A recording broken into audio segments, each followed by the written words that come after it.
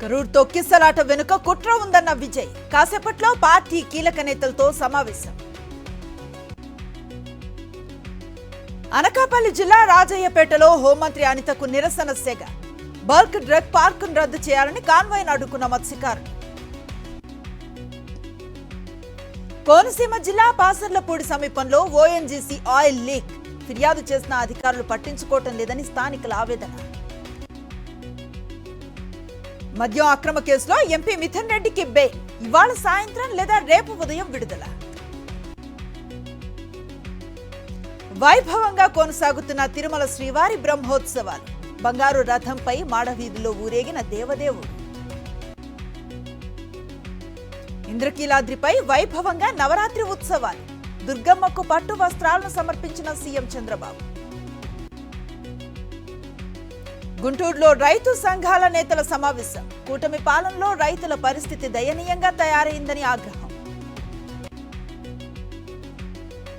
పార్వతీపురం మన్యం జిల్లా రావికోన సర్పంచ్పై కూటమి కక్ష సాధింపు చర్యలు. కూటమి నేతల అవినీతిని ప్రశ్నించినందుకు చెక్ పవర్ రద్దు.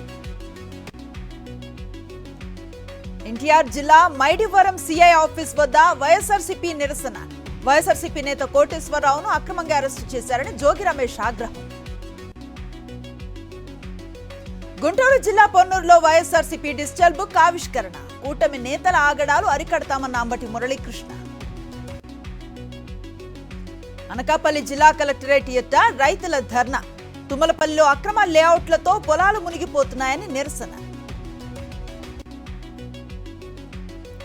నెల్లూరు జిల్లా బుచ్చిరెడ్డిపాలెం మల్లికార్జున స్వామి భూములు కబ్జా. అధికార పార్టీ నేతలపై కలెక్టర్కు గ్రామస్తుల ఫిర్యాదు. ఆళ్లగడ్డలో ఏసీబీకి చిక్కిన అవినీతి చేప. 50,000 తీసుకుంటూ ఉండగా అసిస్టెంట్ ఇంజనీర్ దూదేకుల దస్తగిరిని పట్టుకున్న అధికారులు. సంగారెడ్డి జిల్లా సింగూరు ప్రాజెక్టుకు పెరుగుతున్న వరద ఉధృతి. 10 గేట్లను ఎత్తి నీటిని విడుదల చేస్తున్న అధికారులు. కృష్ణా జిల్లా పులిగడ్డ వద్ద ఉధృతంగా ప్రవహిస్తున్న కృష్ణా నది. ఆక్విడెక్ట్ పైనుంచి ప్రవహిస్తున్న వరద నీరు.